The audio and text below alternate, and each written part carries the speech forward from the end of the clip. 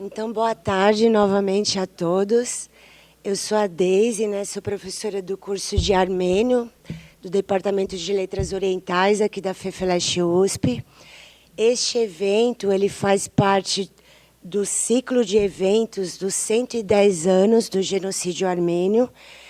Dias 28 e de 29 de abril, ainda vai haver, né, um congresso internacional sobre o genocídio na PUC São Paulo, se vocês tiverem interesse. Este evento específico que nós estamos começando hoje se chama Genocídio Ontem e Hoje, de Gaza a Artsakh, né?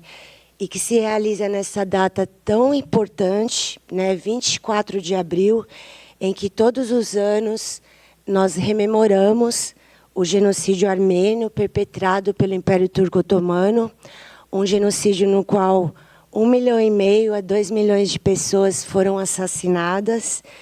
Este foi um dos mais longos genocídios da história, tá? Hoje a gente está fazendo 110 anos desse genocídio. A data símbolo, né, que é o dia 24 de abril, muitos de vocês já devem saber, foi a data em que um grupo de intelectuais armênios foram mortos, assassinados em Istambul.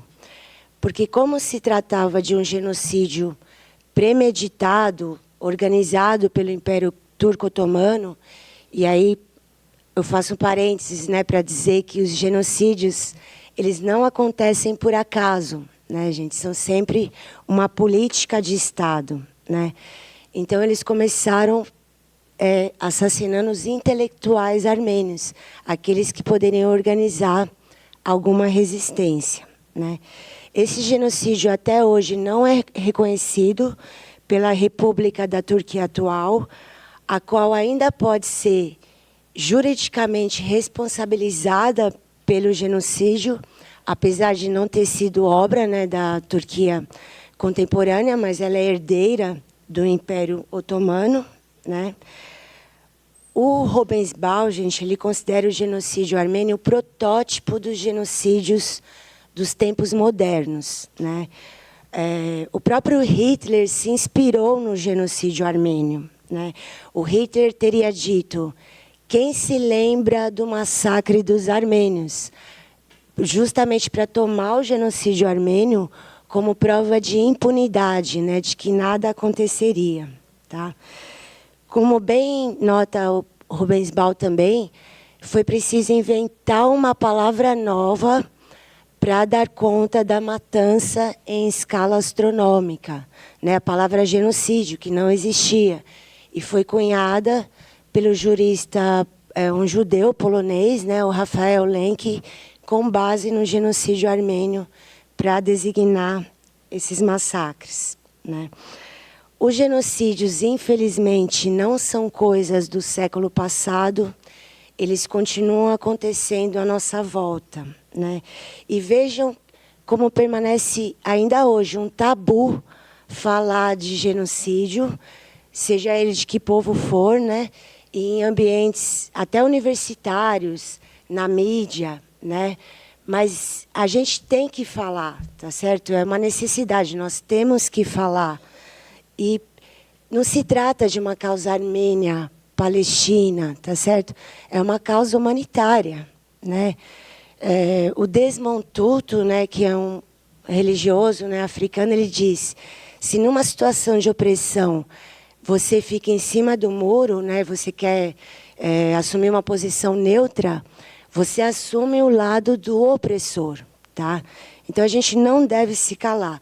Hoje nós estamos aqui para falar do genocídio armênio do começo do século XX, né, pelo Império Turco Otomano, né, no qual 1,5 milhão de pessoas foram assassinadas, da limpeza étnica dos armênios da região de Artsakh pelo Azerbaijão, né, que acabou de acontecer no ano de 2023, e do genocídio do povo palestino na faixa de Gaza, perpetrado pelo governo de Israel.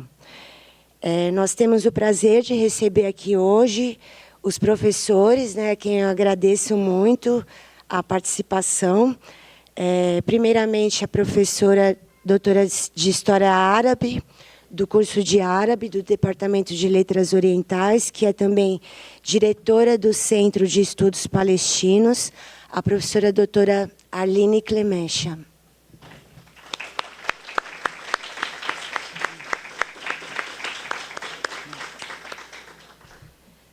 A cientista social e mestre em antropologia social na FEFELESH, especialista em genocídio pelo Zorian Institute, Mariana Boudikian.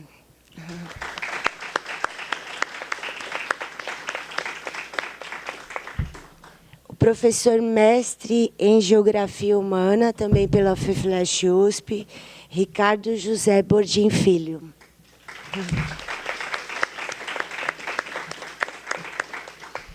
E a graduanda em letras da FEFELESH USP, a Luísa Terra.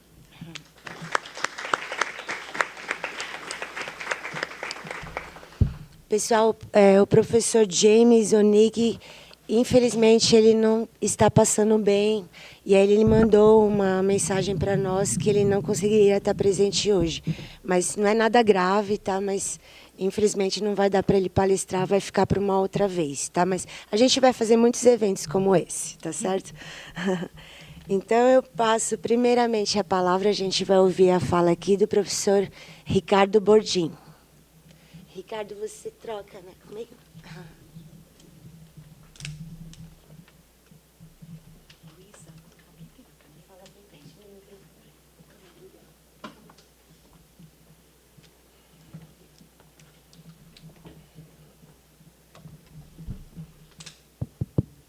Olá, boa noite, boa tarde ainda, né?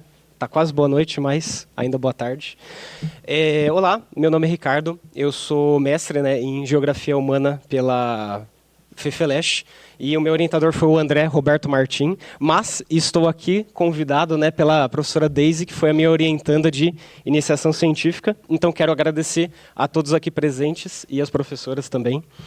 A minha dissertação de mestrado foi sobre a origem geopolítica do genocídio armênio, só que no período da Primeira Guerra Mundial.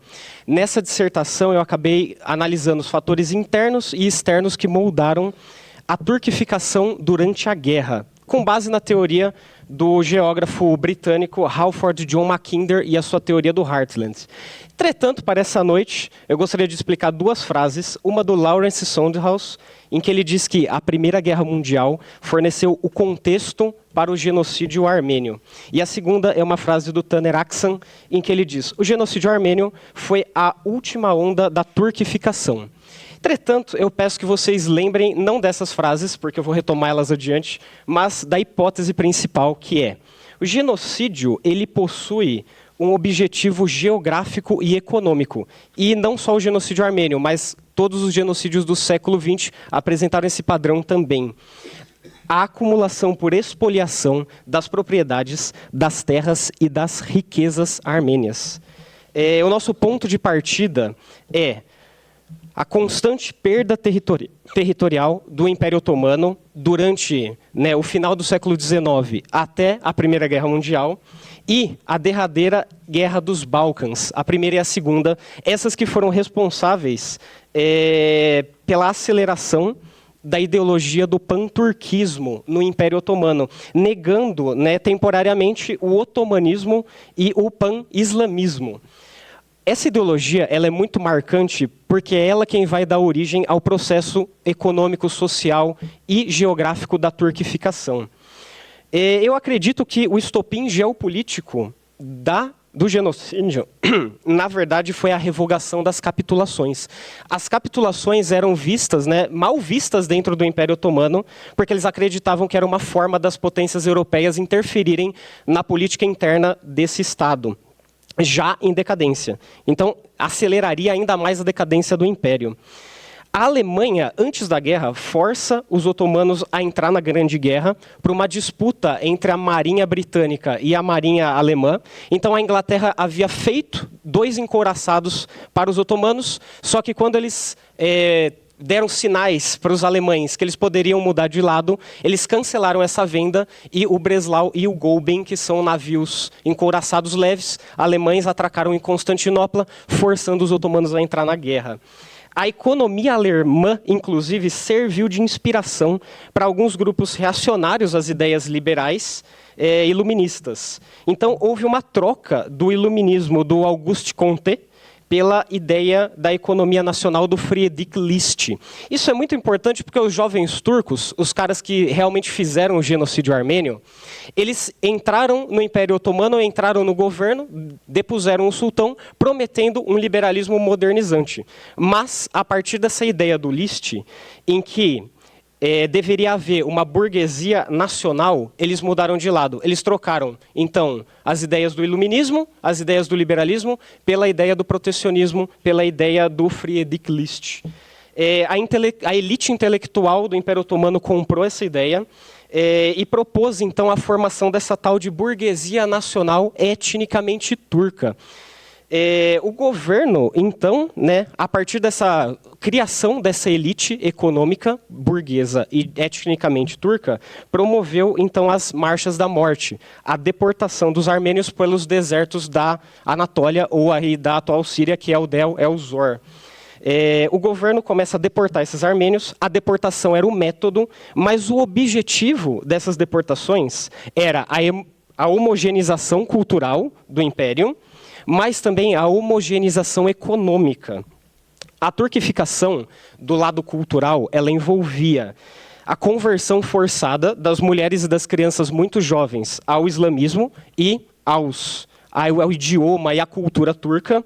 Os homens, ou as crianças já com idade da adolescência, eles eram conduzidos para o deserto e também eram exterminados. Mas o fato econômico da teoria foi a expoliação das propriedades, das terras e da riqueza dos armênios. A guerra ela acabou sendo uma justificativa para as deportações, alegando supostas traições entre turcos e armênios. Alguns armênios até lutaram do lado russo durante a guerra, mas também legitimou a ação do Estado no desarmamento dos armênios jovens algum tempo antes. O genocídio, isso é muito importante a gente frisar, que ele ocorre em tempos de guerra, porque é um momento onde um Estado soberano pode se apropriar por expoliação das propriedades sem qualquer tipo de restrição. Então, os turcos, eles lucraram com a expoliação das riquezas. O Arnold Toynbee, naquele livrinho As Atrocidades Turcas na Armênia, ele questiona, mas quem lucrou com isso? Os turcos não lucraram com isso. Quem deve ter lucrado com isso são os alemães. Mas, na verdade, essa visão ela já é equivocada hoje. Sempre existe algum grupo hegemônico que lucra dessa expoliação das minorias durante um genocídio em tempos de guerra. E, no caso, foram os turcos.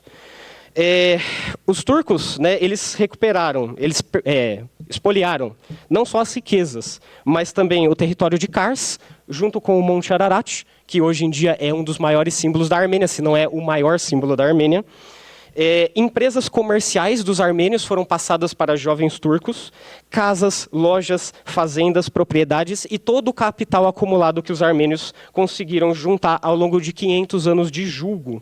O genocídio, então, ele é, de fato, um processo geográfico, porque ele envolveu essa desterritorialização armênia das vilayets orientais do Império, mas ele promove uma reterritorialização com a população turca. Então, hoje em dia, quem mora nessas vilayets orientais, nas antigas vilayets orientais, é a população turca. Os armênios eles foram conduzidos para o deserto, eles foram assassinados e eles não voltaram para a terra natal deles. Uma minoria foi repatriada, de volta para a Turquia, na Turquia moderna, mas é um número assim tão insignificante que os pesquisadores não consideram como um repatriamento adequado.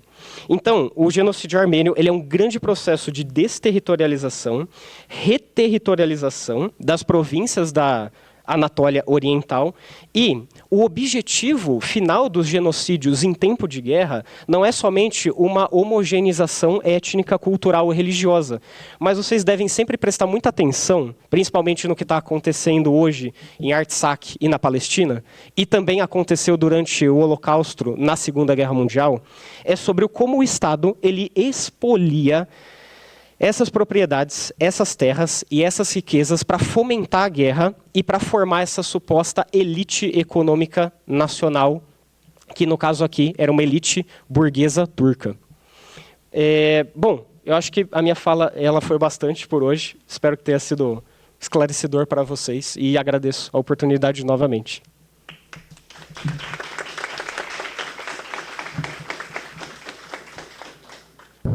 Agora eu passo a palavra à mestra Mariana Boldiquian.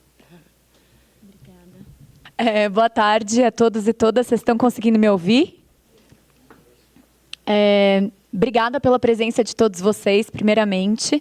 Eu queria agradecer muito a professora Daisy, o pessoal do Armênio, do CEPAL, por todo o apoio na organização do evento. Obrigada, Luísa, os técnicos aqui da FEFELESH. Eu queria dizer que é muito importante para uma universidade como a nossa discutir o tema do genocídio, principalmente no momento em que esse tema parece que está virando um tabu. Queria cumprimentar todos os membros da mesa, por quem eu nutro muita admiração e respeito. Queria dizer que é uma honra estar aqui do lado de vocês. E aí eu queria começar pontuando que eu falo como pesquisadora, cientista social, antropóloga formada por essa casa, mas falo também como uma mulher de origem armênia e bisneta de uma sobrevivente do genocídio. Esse é o meu lugar de fala. Eu tive muita dificuldade durante o mestrado de assumir esse lugar. E a minha orientadora, que é livre docente aqui do PPGAS, a Laura Moutinho, ela me incentivava a reivindicar esse vínculo pessoal na minha pesquisa e não ter medo de falar sobre esse vínculo pessoal. Então, eu começo dizendo que eu sou descendente de vítimas que nunca puderam contar essas histórias, né, de sobrevivência. E que a minha árvore genealógica por parte de mãe praticamente não existe por causa desse evento que hoje completa 110 anos. É por ser descendente de sobreviventes que eu mergulhei nesse tema e eu quero que cada vez mais pessoas possam se informar sobre ele. Eu gostaria de fazer uma análise comparativa a partir de aspectos importantes do genocídio armênio de 1915, que foi o meu tema de estudo, e traçar alguns paralelos com os eventos que a gente está vendo hoje, tanto em Gaza quanto em Artsakh. Eu sei que algumas falas que traçam comparativos com genocídios anteriores não são facilmente recebidas, porque algumas pessoas acreditam que fazer um comparativo, de alguma maneira, é indigno com as vítimas do passado. Eu não tenho concordância com essa visão. Para mim, seria indigno com a memória dos meus antepassados não fazer comparações e ignorar sinais de alerta que a gente vê na atualidade. Eu também gosto sempre de lembrar que o estudo comparativo entre genocídios ele é uma tradição da área de estudos de genocídios, que muitos scholars se debruçam sobre as diferenças e semelhanças entre esses processos. Evidentemente, nenhum genocídio jamais vai ser idêntico a um outro, né? Os casos são historicamente diversos, eles têm as suas complexidades, mas eu sinto que tem pelo menos 3 pontos, 3 semelhanças entre o caso armênio, o que está acontecendo hoje em Gaza e o que aconteceu em Artsakh. E eu acredito que esses 3 pontos merecem uma reflexão. O primeiro aspecto que eu queria pontuar é o ultranacionalismo por trás desses processos. O genocídio armênio de 1915, como alguns de vocês aqui talvez já saibam, ocorreu contra armênios que viviam como minoria étnica e religiosa dentro das fronteiras de um Estado poderoso e governado por um outro grupo nacional. O antigo Império Otomano produziu 1,5 milhão de corpos insepultos graças a um nacionalismo violento e a ideia de criar uma Turquia para os turcos. Esse sonho de supremacia significava, na prática, como o Ricardo bem expôs, extirpar do território todos aqueles que, na sua visão, desafiavam um domínio econômico e político. Tanto no genocídio armênio quanto hoje em dia, vemos um projeto de nação que impõe controle de terras por meio de uma profunda alteração demográfica, retirando de suas fronteiras grupos nacionais que são considerados ilegítimos, invasores, bárbaros ou terroristas.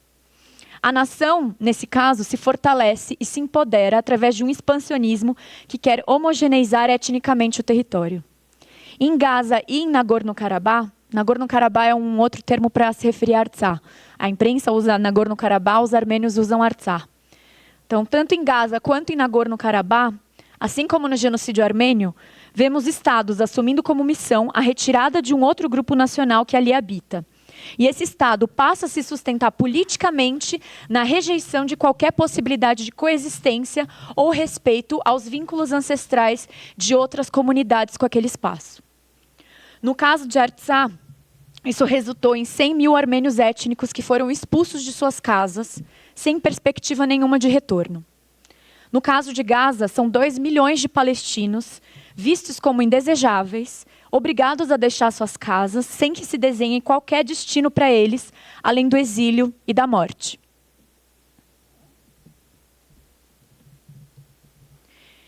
Entro agora no meu segundo ponto, que é o deslocamento forçado em condições muito precárias.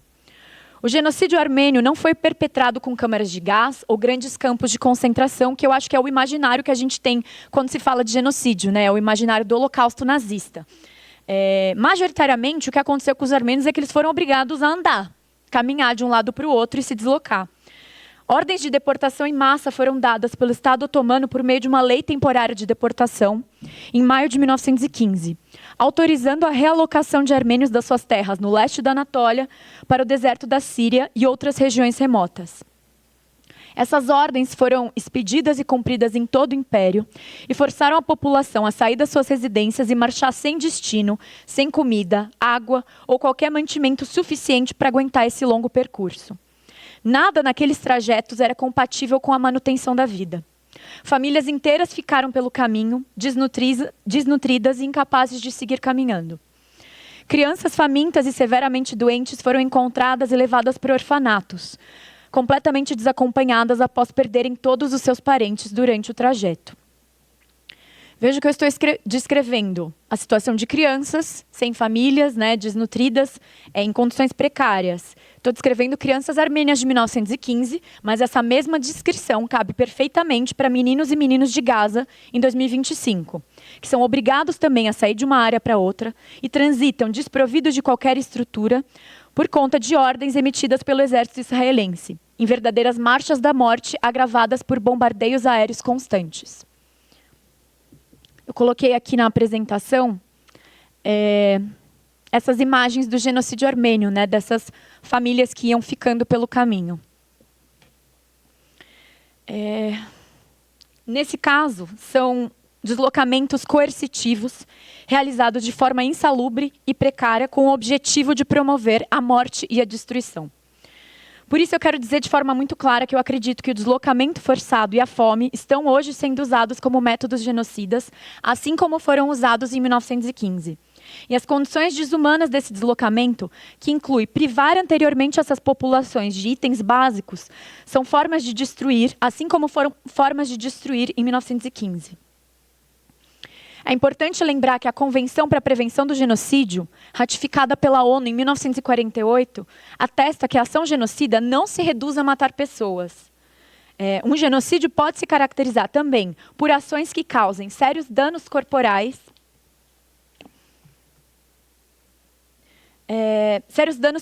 ou mentais aos membros de um grupo, ou que infligem deliberadamente no grupo condições de vida calculadas para sua destruição física, total ou parcial.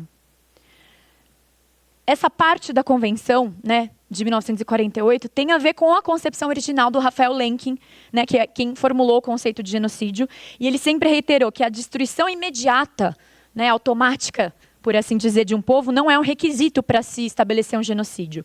É possível que essa destruição seja gradual, que ela aconteça aos poucos. Né? E a Daisy bem mencionou que, no caso do genocídio armênio, foram ao longo de muitos anos. Né? Não foi um processo do dia para a noite.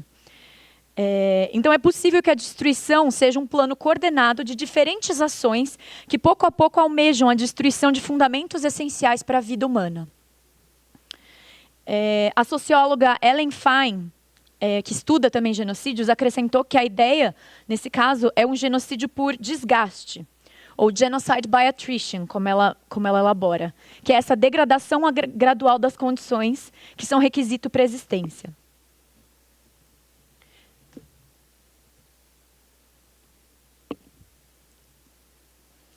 E em relação a essa questão do genocídio, né, que eu digo que é um genocide by attrition, ou que, sei lá, que eu vejo similaridades entre o genocídio de Gaza, que está acontecendo hoje, o de Artsakh e o genocídio armênio. Né? Então, quem está usando essa palavra não sou só eu, Mariana.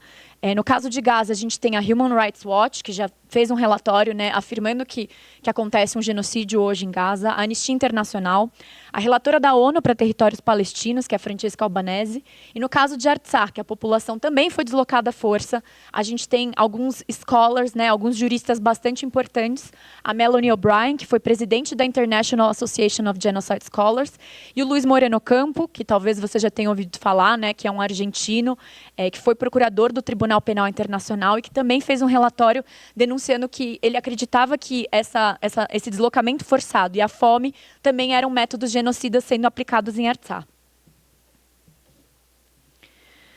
Entro agora no meu ponto 3, que é o que também vejo em comum entre o genocídio armênio e os casos de Artsakh e Gaza: o tratamento das lideranças e o encarceramento. Em 24 de abril de 1915, exatamente 110 anos atrás, em relação ao dia de hoje, o processo genocida contra os armênios se iniciou quando centenas de líderes e intelectuais foram presos em Istambul, acusados de traição. O aprisionamento de figuras politicamente importantes da comunidade foi uma estratégia elaborada para privar a população de qualquer chance de resistir e se articular contra o que estava por vir. Prender lideranças é uma forma de minar a possibilidade de se levantar contra o governo e seu plano genocida. Esse mesmo método de encarcerar figuras que são chave para um povo é cotidianamente usado em pleno 21. Me refiro ao aprisionamento de diversas lideranças palestinas por parte de Israel. Me vem à mente o exemplo de Khalida Jahar, uma política palestina, mulher, feminista, que foi presa na Cisjordânia e mantida sob custódia por 1 ano e meio, sem nenhuma acusação formal. Além dela, há milhares de palestinos encarcerados sem justificativa plausível. A Organização de Direitos Humanos israelense Hamoked afirmou que 1 mês após outubro de 23, o número total de palestinos em prisões administrativas sem julgamento ou indiciamento passou de 2.000 pessoas. Também me vem à mente os armênios que lideravam a antiga República de Artsakh, que foi dissolvida e tomada pelo Azerbaijão, e que após essa dissolução da República, todas as suas antigas lideranças, né, todas as pessoas que estavam por trás e sustentavam politicamente aquele Estado, estão hoje sob custódia. O antigo presidente da República de Artsakh, ministros de Estado, dezenas de figuras que são importantes dentro da comunidade armênia de Artsakh estão atrás das grades desde setembro de 2023. O número de prisioneiros, né, eu falei mais ou menos 2.000 no caso palestino, mas é uma estimativa. No caso armênio também é uma estimativa de que mais ou menos 80 armênios estão encarcerados como se fossem criminosos. Esses prisioneiros que estão hoje atrás das grades estão muitas vezes em isolamento prolongado, com pouca possibilidade de comunicação com familiares ou representantes legais, e são um retrato da criminalização de grupos étnicos e nacionais.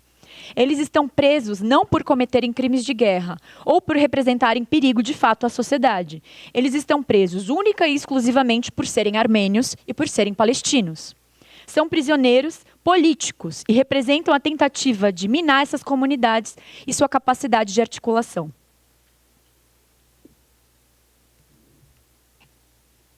Após pontuar esses 3 aspectos, né, que eu acredito que unem esses casos, né, o ultranacionalismo, políticas de deslocamento forçado e fome, e o encarceramento de lideranças, eu queria encerrar minha exposição fazendo uma referência a Judith Butler, que é uma filósofa norte-americana, que acho que muitos de vocês devem conhecer, e ela faz uma análise no livro Quadros de Guerra sobre quais são as vidas passíveis de luto. Eu acredito que os armênios e os palestinos têm como semelhança o fato de que as suas vidas não são tidas como passíveis de luto. A gente sabe que a vida de qualquer povo localizado no imaginário do orientalismo, né, utilizando o termo do Edward Said, esses povos não recebem o mesmo pranto, a mesma atenção midiática, a mesma revolta quando há perdas humanas massivas. Nem todas as famílias vão receber condolências, nem todos os povos recebem solidariedade da comunidade internacional, da mídia ou das grandes potências. Segundo a Butler, e aqui eu faço uma citação do livro dela, uma boa maneira de formular a questão de quem somos nós nos tempos de guerra é perguntando quais vidas são consideradas valiosas, quais vidas são enlutadas, quais vidas são consideradas não passíveis de luto. Podemos pensar a guerra como algo que divide as populações entre aquelas pessoas por quem lamentamos e aquelas por quem não lamentamos. Uma vida não passível de luto é aquela cuja perda não é lamentada porque ela nunca foi vivida. Isso é, nunca contou de verdade como vida. Nesse sentido, acredito que armênios e palestinos, né, nós somos povos irmãos. Os palestinos talvez tenham sido das poucas comunidades que ofereceram solidariedade aos armênios quando eles foram expulsos, né, quando os nativos de Artsakh foram expulsos.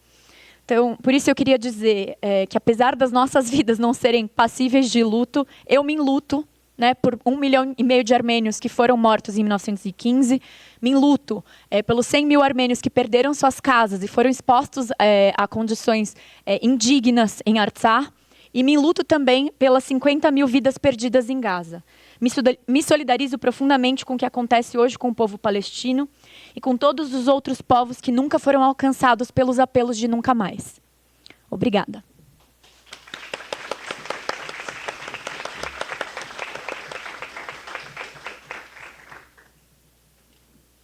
Então, obrigada, Mariana.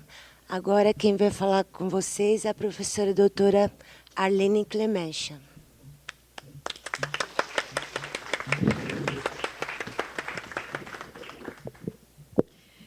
Bom, obrigada, Daisy, e todo o curso de armênio do Departamento de Letras Orientais pelo convite, pela organização desse dia de hoje, dessas jornadas para lembrar e discutir, rememorar o genocídio armênio, né? O genocídio armênio, como a professora Daisy estava dizendo na sua abertura, carece de reconhecimento pleno, né? O próprio Estado que perpetuou esse genocídio, a Turquia moderna, não reconhece o genocídio armênio e vem com centenas de argumentos para não reconhecer. E a gente, inclusive, chegou a ter experiência, né, organizando seminários conjuntos, que, aliás, um seminário que acabou não acontecendo porque o governo turco queria organizar um seminário, isso faz anos, aqui na USP, e aí a gente falou no DL, ok, então vamos colocar uma mesa, era sobre a Primeira Guerra Mundial, né? Assim, então vamos ter uma mesa sobre genocídio armênio. Aí já, bom, e quem que vamos colocar os professores do curso de armênio? Foi cancelado o congresso, foi simplesmente cancelado, não aceitaram e vieram com argumentos do tipo, olha, você não é capaz de entender, deixa eu explicar, não é assim, a gente não pode, não se trata disso, aqueles subterfúgios todos para não reconhecer um fato histórico tão gritante, tão alarmante quanto o genocídio armênio, com 1,5 milhão a 2 milhões de mortos. De fato, como também a Daisy estava dizendo, e como a Mariana estava dizendo, nem todo genocídio tem que seguir o mesmo padrão, cada caso é um caso, eles não seguem o mesmo padrão, mas o não reconhecimento de algo que claramente, segundo os próprios parâmetros da lei internacional, a Convenção de Genebra de 1948 estabelece como um genocídio, acaba permitindo que a força continue a prevalecer.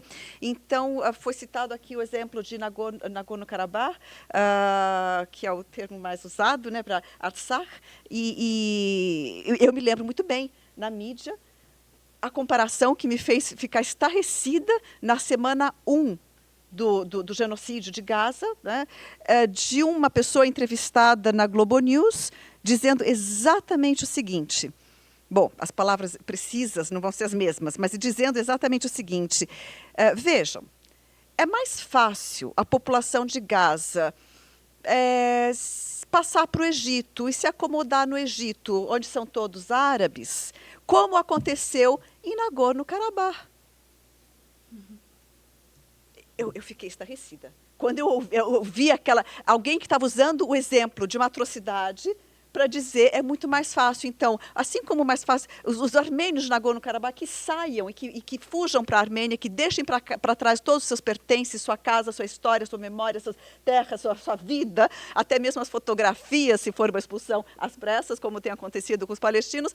Olha, são todos armênios que fiquem ali na Armênia, são todos árabes que fujam para outro país árabe, deixem para trás tudo, né? Esse tipo de argumento é dito em TV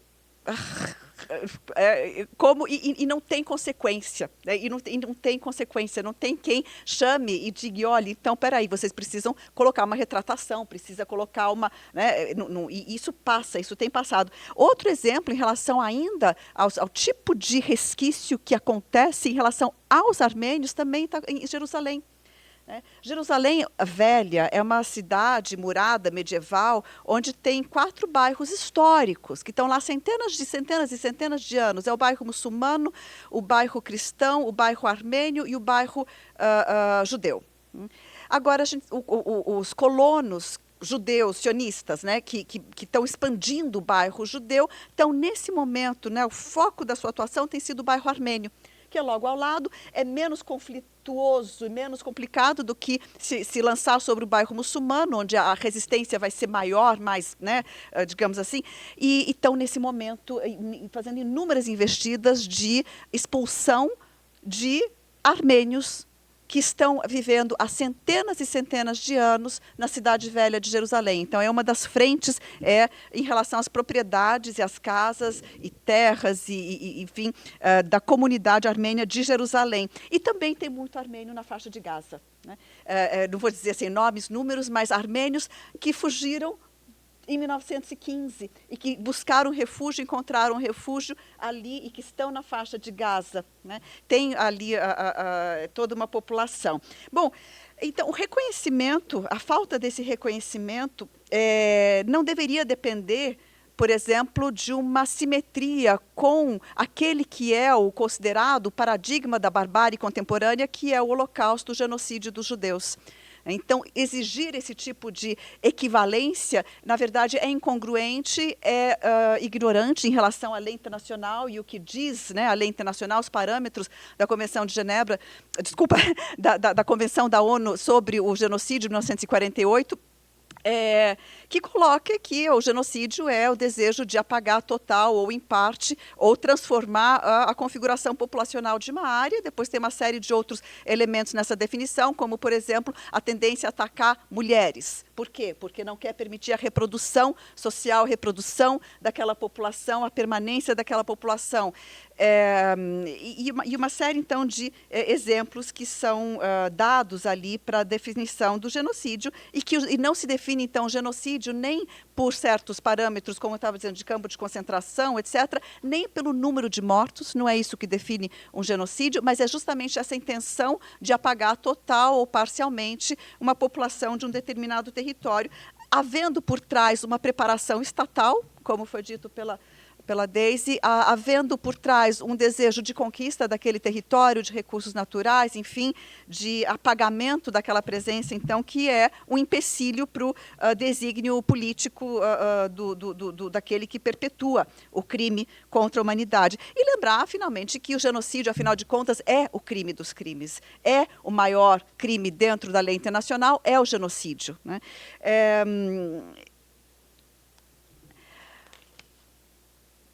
O genocídio palestino também sofre do problema do reconhecimento, né? E então hoje é muito comum nos depararmos com pessoas, indivíduos, estados, organizações, em vários níveis que não querem reconhecer o Estado palestino. E a primeira coisa que a gente se leva a reconhecer o Estado também, reconhecer o genocídio palestino. E a primeira coisa que a gente se leva a perguntar é: mas o que falta para essa pessoa para reconhecer que aqui se trata de um genocídio? O que está faltando, né?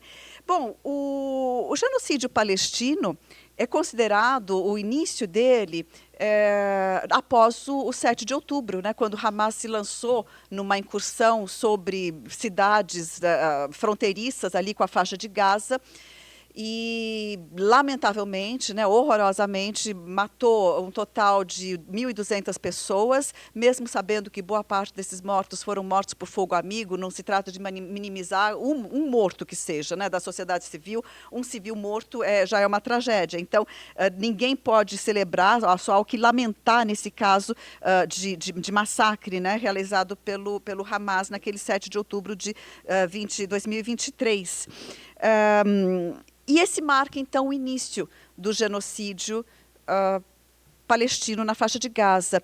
Mas vários elementos de preparação desse genocídio já estavam colocados há décadas atrás. Por exemplo, foi mencionado pela Daisy, pela Mariana, o assassinato de intelectuais. Em 1972 foi assassinado Ghassan Kanafani, é o caso mais célebre, né, de um intelectual palestino que lutava com a caneta. Né? Sim, ele tinha feito parte de um grupo de resistência, o FPLP, mas ele era um intelectual que a essa altura escrevia e a sua pena incomodava muito. Essa liderança intelectual, ele era marxista por tradição, ele foi morto em Beirute. Foi colocada uma bomba no carro dele em Beirute, morreu ele, o carro foi pelos ares, e a sobrinha que entrou junto no carro, né, uma jovem que não tinha nada a ver com nada, 1972, assassinado Ghassan Kanafani. Naji Alali, cartunista.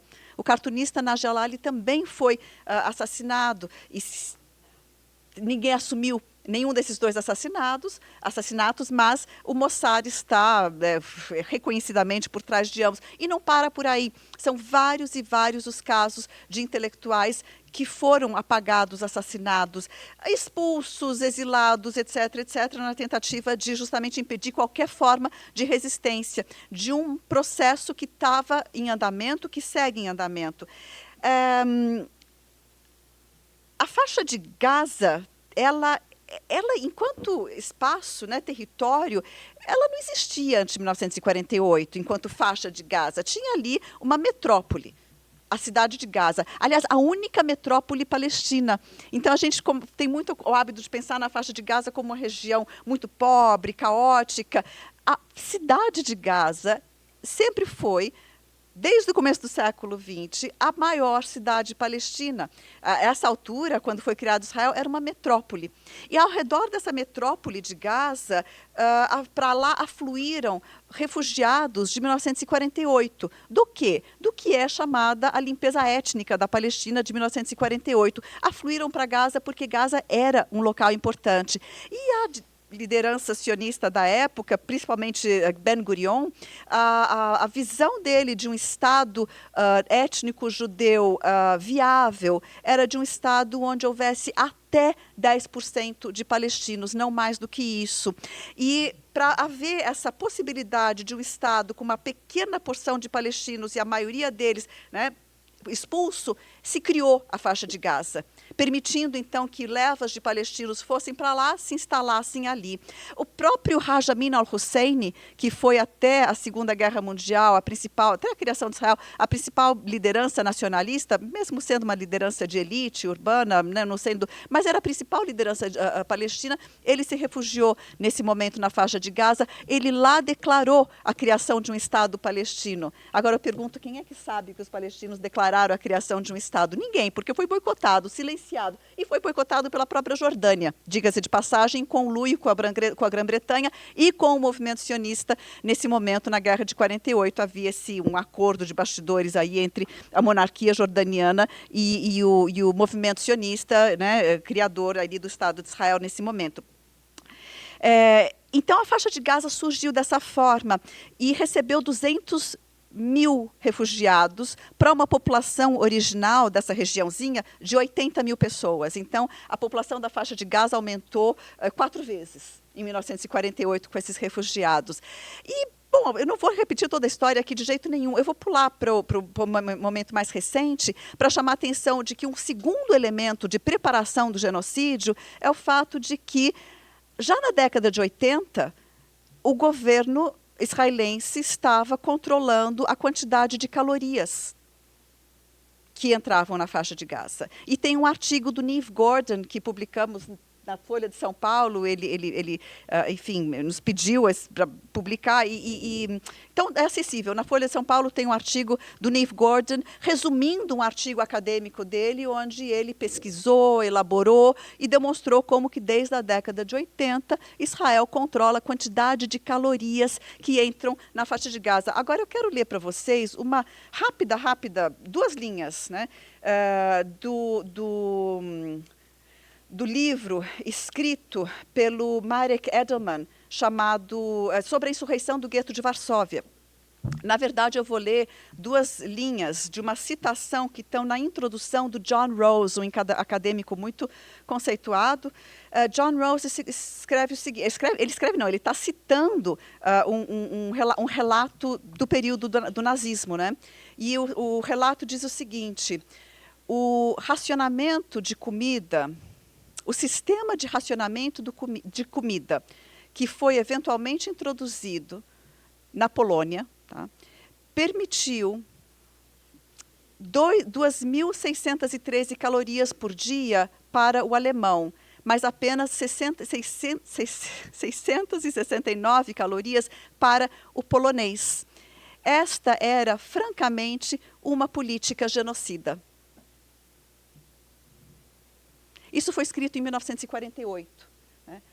Há, francamente, um consenso de que, controlar dessa forma o ingresso de calorias é uma política genocida. Você quer impedir a perpetuação da vida, das condições de vida. Agora, de lá para cá, não foi só caloria. Também Israel abre, o governo, né, o Estado de Israel, abre e fecha comportas de água. Né? Para quem que você abre e fecha comportas de alguma coisa? Para ser humano, não é. Né? Então, aí está outro elemento, é para gado, é para animais, é para criação. É outro elemento presente em todo o genocídio, é essa desumanização da vítima. A vítima, ela não tem voz, ela não tem status, ela não tem lugar, ela é desumanizada para permitir esse genocídio. Bom, mais recentemente, nem se fala a quantidade de declarações, que eu acho que muitos conhecem, de lideranças sionistas, principalmente Ben-Gvir. Né? Ben-Gvir é uma liderança que tem, uma pessoa do movimento dos colonos radicais, que tem feito declarações atrozes em relação aos palestinos e que, sendo ministro da Segurança, controla o sistema dos presídios em Israel. Ora, vou lembrar aqui que recentemente morreu um brasileiro palestino, morreu de fome. O laudo, a exumação do corpo desse jovem de 17 anos, brasileiro, numa prisão israelense, diz que o Walid, não vou lembrar o nome, o Walid Ahmar, morreu de fome, de sarna generalizada, disenteria. Essa foi a causa morte do Walid. Ben-Gvir se orgulha, ele vai a público se orgulhar de dizer que o sistema prisional israelense não vai permitir que os palestinos recebam comida o suficiente. Ele diz isso com orgulho. Né? É isso que esse governo está mostrando para o mundo inteiro, e o mundo está perguntando, bom, mas será que é um genocídio? Então, veja, morte de lideranças da intelectualidade, incluindo aí poetas, né, escritores, em Gaza, bom, antes ainda de chegar no que está acontecendo aqui, todo o controle de alimento, controle de água e o controle de medicamento, controle de todo tipo de assistência essencial para a vida, para realmente restringir. Aí, em 2005, a partir desse marco, né, bom, e sem falar que em 2005, né, lá atrás, Gaza, que já era esse território extremamente controlado, foi hermeticamente fechado. Foi quando Israel retirou 8.000 colonos que estavam ali.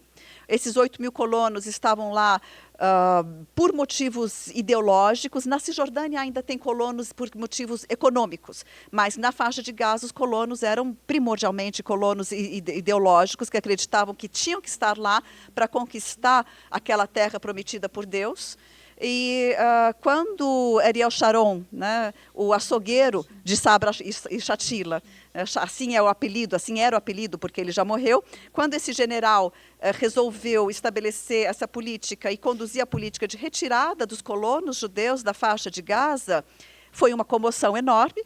Né? Muitos acharam que aquilo era uma traição, que não fazia o menor sentido, e foi recebido com enorme resistência dentro de Israel, essa retirada dos colonos, mas ele o fez porque isso permitiu passar a controlar a faixa de Gaza de fora, fechá-la hermeticamente e controlá-la a partir de fora. E de lá, de 2005 até 2023, foram 4 grandes ataques e incursões e vários outros ataques não tão grandes assim, levando a um total de 6.800 de uns quebrados mortos na faixa de Gaza, 6.800 nessas incursões que aconteceram de 2005 até 2023. 2023. Né? Então, aí, quando o Hamas realiza esse ato, que a imprensa inteira chamou de ato terrorista, e é até difícil alguém querer argumentar, olha, sim, não concordamos com a violência, mas será que não há algo a mais por trás disso? Será que isso precisa ser qualificado como terrorista?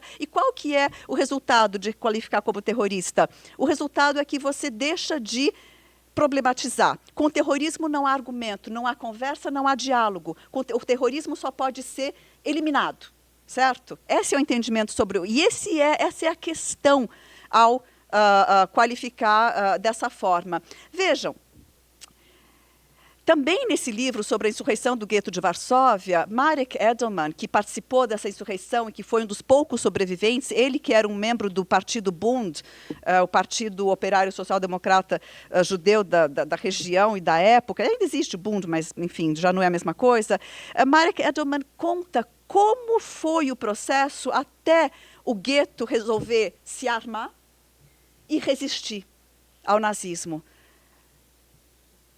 Eles fizeram isso quando perceberam, quando conseguiram mostrar cabalmente que ou eles se armavam ou iam todos para o matadouro. Era isso que estava... Porque os judeus no gueto de Varsóvia não queriam acreditar que estavam indo para os campos de extermínio. Saíam aquelas levas, né? E sabe qual era o maior atrativo da Alemanha para levar os judeus do gueto de Varsóvia para o campo de, acho que era Dachau? O maior atrativo era dizer que eles ganhariam um pedaço de pão. E hoje a gente tem já documentado em dezenas e centenas, aliás, milhares de páginas de documentos de relatores, especialistas, defensores de direitos humanos da ONU, mostrando como que, inclusive, a distribuição de comida na faixa de Gaza é um momento em que o exército israelense bombardeia a população. A população buscando farinha, são chamados massacres da farinha. A população vai lá receber farinha da ajuda humanitária e é bombardeada. E esses bombardeios usam inteligência artificial, que é para diminuir o tempo na escolha do alvo. E ainda assim tem gente que acha que não é genocídio. Apenas tem uma moça chamada Bissan, que ela é ativa, ela está na faixa de Gaza, está sofrendo esse processo todo e ela emite relatórios. Então, um dos relatórios recentes, ela diz aqui, então, no dia 564 do genocídio, aqui são as mais recentes atualizações. Ela não coloca imagens, né, porque eu não conseguiria abri-las, inclusive. Mas aqui a atualização de alguns dias atrás. 30 pacientes de hemodiálise quando tem falência nos rins, não é isso? Então, 30 pacientes, kidney patients, então deve ser de hemodiálise, morreram devido à impossibilidade de receber a sua diálise diária, é isso, né? Então, 30 pacientes tinham acabado de morrer porque não tinha como receber a diálise. Os departamentos que cuidam de rins não conseguem funcionar devido à falta de combustível, equipamento médico, gás e etc., as coisas básicas, não funciona. Segundo ponto, né, apenas em um mês, 3.500 crianças foram hospitalizadas com desnutrição. Como assim? E enquanto isso tem tem comboios de alimentos barrados, sem conseguir entrar. E deve-se dizer que tem pequenos grupos judeus que têm atuado tentando fazer com que passem, né? Que têm se manifestado ali na fronteira, tentando proteger comboios, mas não tem proteção contra o exército, de pequenos grupos ativistas que consiga fazer a diferença. O exército barra faz, na verdade, desde que foi rompido o cessar-fogo, não entra mais nada na faixa de Gaza. Foi completamente barrada a ajuda humanitária. Metade da população está sofrendo de grau 5 de fome, é um grau do qual só se retorna com ajuda hospitalar. Não tem mais retorno desse grau de fome. Tem uma categoria, se vocês entram ali na OCHA, nos direitos humanos, no setor de direitos humanos, você vê os graus de fome. Do grau 5 é necessário tratamento médico, hospitalar, para recuperar a saúde e sair desse quadro de desnutrição. Depois, foi bombardeado, eu pulei algumas outras coisas, foi bombardeado o hospital de crianças Mohammed al-Durar, a noite passada. Sabe o que bombardearam? Sabe qual foi o alvo? Os painéis solares. Bombardearam os painéis solares. Não, estamos bombardeando túneis. Bombardearam os painéis solares do hospital para o hospital não conseguir funcionar. Bombardearam com drone, né? Mataram uma figura que era muito querida, que era uma pessoa que fazia de maneira mais assim inventiva e né, criativa, mas estava empenhado em fabricar pão, né? Era um padeiro. Ele foi assassinado. Foi ali um drone assassinar o padeiro, né? Tem inúmeros casos, para não falar em todo o pessoal de mídia, nos médicos sequestrados, num dos principais médicos da faixa de Gaza que está sequestrado, sofrendo tortura, tem abaixo-assinados para que seja libertado. E, no entanto, tudo isso é para defender o Estado de Israel. É evidente que isso vai criar um trauma que não vai ser sanado em uma geração, nem em 2 gerações, nem em 3 ou 4 gerações. O problema que está sendo criado é um problema para várias gerações, né? É quase que absurdo tentar se pensar como resolver essa questão, porque enquanto permanece o genocídio, apenas colocado cada vez mais distante qualquer perspectiva de resolução disso, né? E eu quero terminar, porque não adianta eu ficar dando números, imagens e cifras e exemplos de por que isso é um genocídio. Um dos últimos elementos na definição de genocídio, considerado assim chave, para que seja considerado um genocídio, é a intenção. A intenção é necessária, e é uma das coisas que costuma ser mais difícil de comprovar, né? Porque nenhum líder genocida na história jamais chegou e falou assim, ok, agora eu vou matar a população, né? Isso não existe, esse tipo de declaração simplesmente não existe. Sequer, aliás, Hitler, não se encontra, por parte de Hitler, uma declaração, uma ordem de transformação dos campos de concentração em campos de extermínio em 1942. Mas essa ordem estava lá. Implícita ou explícita, ela estava lá. Essa era a lógica do que estava acontecendo, né? E não vamos encontrar a ordem do tipo, vamos genocidar. E, no entanto, jamais um genocídio foi tão explicitamente intencional como esse. E, mesmo assim, ainda tem tantos que negam, né? E sem falar, eu não estou nem falando de estados negando, eu estou falando de pessoas, né? A ordem, ou melhor dizendo, a ordem não, mas a intenção genocida, ela está claramente colocada quando, por exemplo, Yoav Galan, que foi, né, o chefe do Tzahal, do exército, quando ele dizia que, ele disse em certo momento, comparou os palestinos na faixa de Gaza com animais humanos. Esses animais humanos. Quando Netanyahu falou, enquanto tiver um refém lá dentro, nós não vamos permitir que um grão de comida entre na faixa de Gaza. Ele falou isso, né? E Ben-Gvir nem se fala, é um dos que mais fala. Smotrich também é outro ministro que fala pelos cotovelos de uma maneira racista, desumanizadora e ameaçadora. Smotrich, antes dele fazer parte do governo, ele chegou a dizer o seguinte, que a política, né, seria a da anexação da faixa de Gaza, da Cisjordânia, que hoje é a política oficial desse governo, anexar a Cisjordânia, e que qualquer palestino que se opusesse e resistisse seria legitimamente eliminado. Você quer mais do que isso, né? O que falta para o mundo dizer esse genocídio tem que parar, né?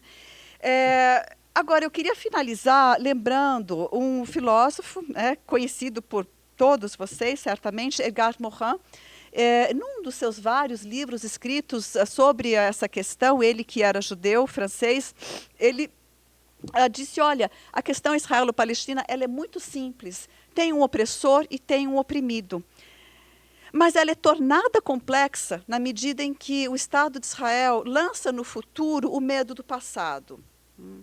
Ou seja, ele coloca o paradigma da repetição do Holocausto como justificativa para toda a sua política anti-palestina e para se defender de toda a crítica. E diz ainda que é necessário atuar dessa forma para proteger os judeus de um novo Holocausto. Ora, qual foi a primeira comparação que se fez quando o Hamas se lançou sobre aqueles vilarejos, povoados, cidades, enfim, próximos à fronteira com a faixa de Gaza? Israel chamou de um novo Holocausto. Veja, para mim, ferir a memória do Holocausto com toda a atrocidade que não pode ser defendida de jeito nenhum desses 1.200 mortos, é dizer que aquilo é um novo Holocausto. Ora, uma coisa é uma coisa, outra coisa é outra coisa. Ali foi um massacre horroroso. Mas é parte da política de justificar os seus atos, colocando sempre a ideia do perigo da repetição do Holocausto. E a eliminação do Hamas vira eliminação da população palestina da faixa de Gaza como forma de defender o Estado de Israel de um novo Holocausto. E realizar a implementação de um projeto histórico. O projeto histórico, quando se analisam os documentos, a limpeza étnica de 48, a Nakba contínua, todas as expulsões que continuaram de lá até aqui, a lei do Estado-nação de 2019, todo o modus operandi, toda a política aponta para a criação e a defesa da criação de um Estado étnico na região, um Estado étnico judeu. Um Estado étnico não pode ser um Estado democrático. E um Estado étnico vai sempre buscar manter uma balança demográfica, no mínimo, favorável, controlar a demografia, controlar a parcela da população que não é aquela representada pelo Estado étnico. E aí você tem esse tipo de preparação, que num momento como esse vira, da noite para o dia, um genocídio debaixo dos nossos olhos. Obrigada.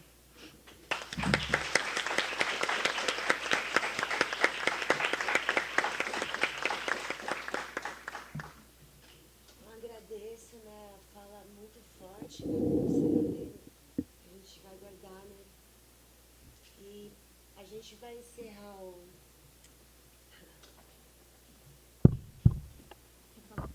Vamos encerrar o evento com a fala da Luísa Terra, tá?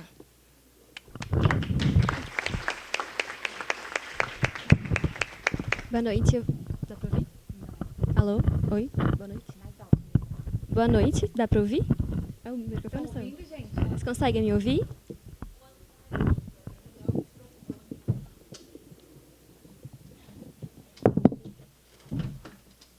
Tá melhor agora? Ou... Tá melhor. Tá, ok. Eu agradeço primeiro a professora Daisy, que é minha orientadora, a Arlene. Tá. O convite da Mariana também.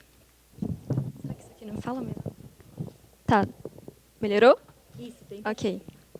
Então, eu vou fechar primeiro lembrando que a Daisy trouxe que os genocídios não são coisas do passado. E, como a Arlene trouxe também, eles acontecem porque eles não são julgados. E eu acrescento ainda porque eles não são ensinados como deveriam ter sido. Então, a Daisy iniciou esse evento falando que Hitler, antes de promover o Holocausto, se perguntou: quem se lembra dos armênios? Essa pergunta ecoa hoje quando a gente pensa em Artsakh e Gaza.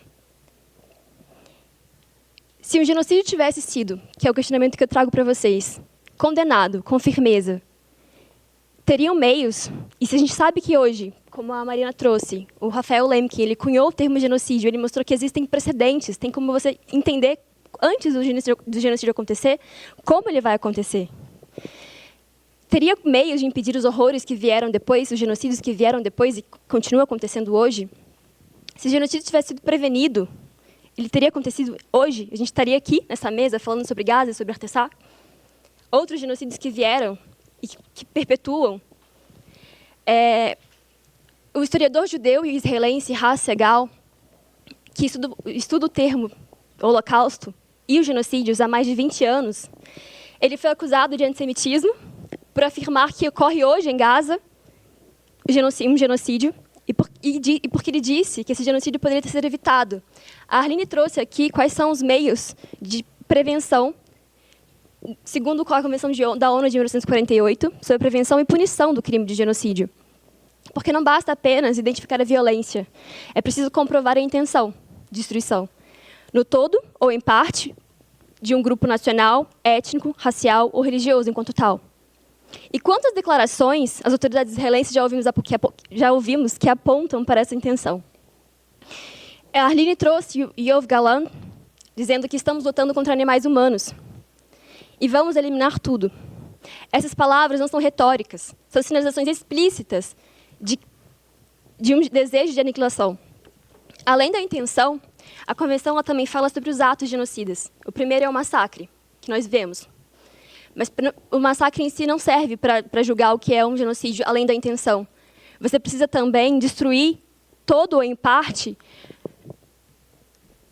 as condições que são possíveis para existir vida. Então, o primeiro é o massacre, o segundo são danos graves a físico ou então ao emocional, que seria a cultura, o genocídio branco, quando você aniquila primeiro, tira a história deles. E isso, novamente, a gente fala sobre os intelectuais, foram os primeiros perseguidos no genocídio armênio, os primeiros perseguidos no genocídio palestino também, e eu vou trazer uma fala do Darwish sobre isso, mas primeiro vou terminar de contextualizar esse... Desculpa, eu falo muito rápido, eu vou tentar me acalmar. Então, quando nós vemos essas sinalizações e os danos severos e mentais impostos aos palestinos, aos armênios também, e as condições de vida insustentáveis, como cortar água, energia, calcular a quantidade de alimento, bombardear hospitais, escolas, sitiar Gaza. Eles estão presos. Como a Arline trouxe novamente, se o cerco parcial de Gaza já era uma intenção genocida, o cerco total representa a materialização da intenção. Como pode ter vida onde não entra água, onde não entra medicamento?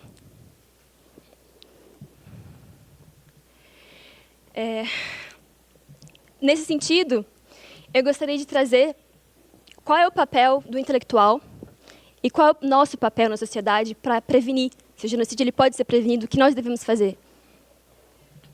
Como bem lembrou a Arline, o genocídio não é apenas a tragédia de um povo, é um crime contra toda a humanidade. E sua impunidade não é apenas a falha da justiça, mas um precedente sombrio para a repetição dos horrores.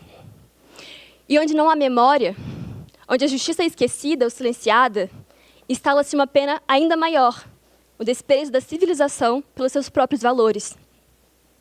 Eu gostaria de trazer, primeiro,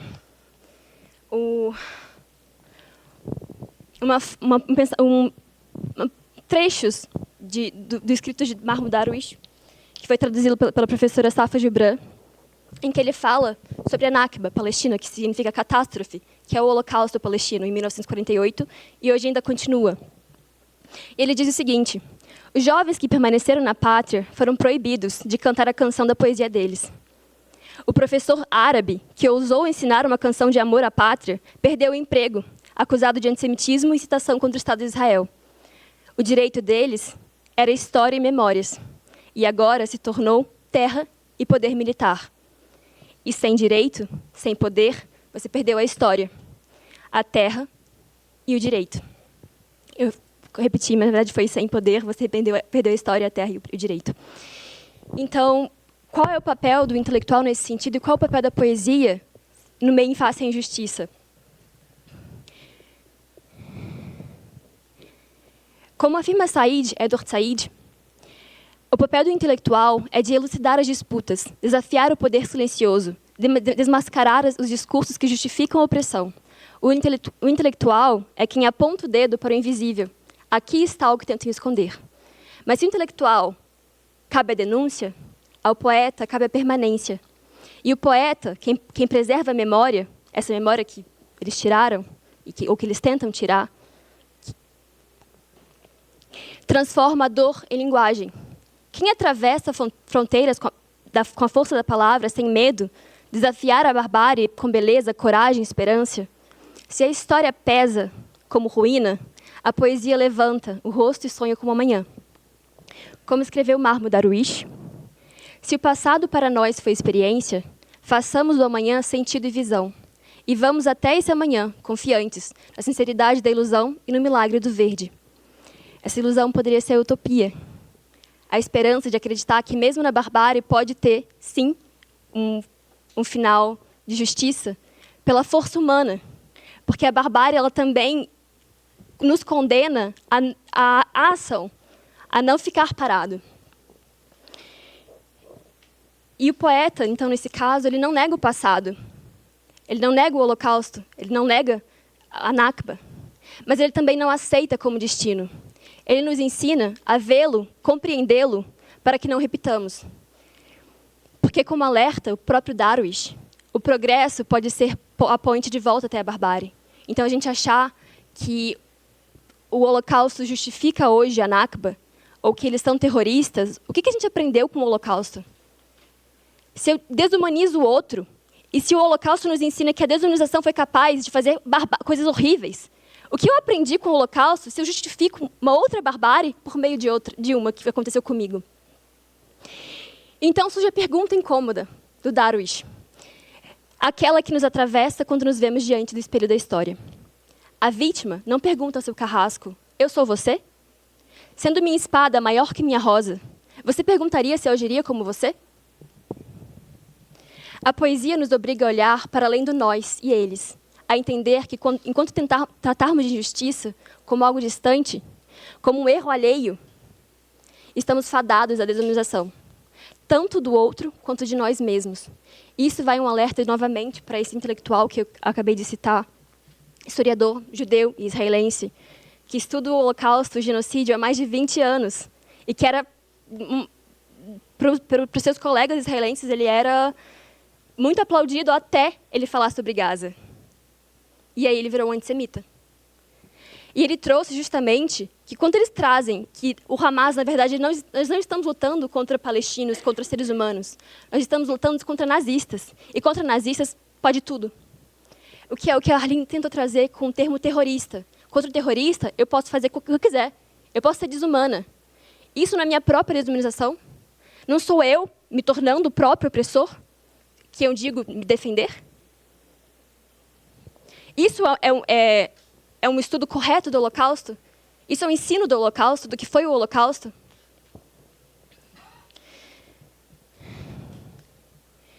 Como disse, eu finalizo com William Saroyan, no conto Antranik e os Armênios, que foi uma tradução do Luca Tavana Bacal, e esse que eu trouxe do Mahmoud Darwish foi do professor Michel Sleiman, em contraponto do livro Why Did You Leave the Horse Alone, que ele está traduzindo. Foi um poema do Mahmoud Darwish para o Said.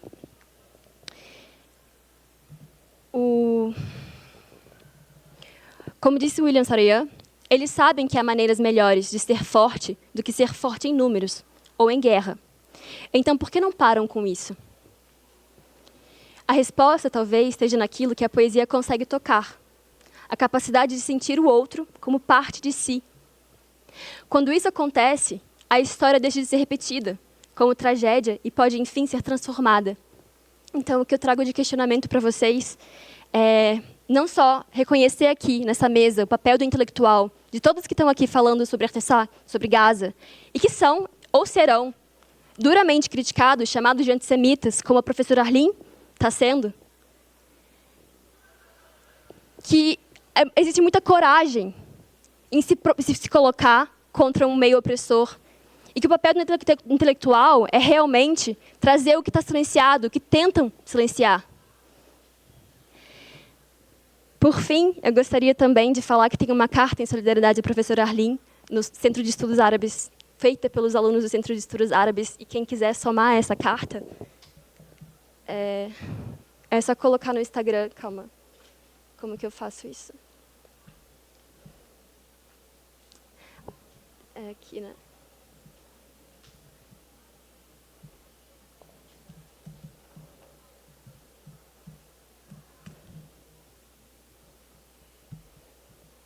Como é que eu fecho isso?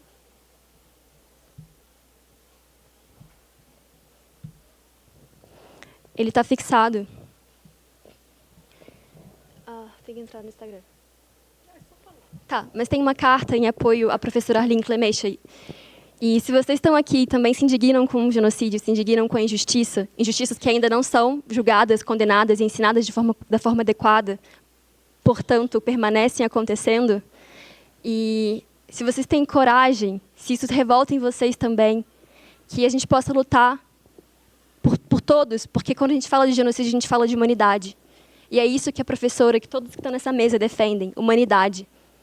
Isso vai contra o discurso de qualquer outro, não importa, que desumanize. Se aqui a gente estivesse desumanizando os outros, estaríamos errados. Então, eu acho que essa reflexão a se fazer quando vocês tomam um lado, porque não é um lado, o lado é um só, humanidade. E eu finalizo.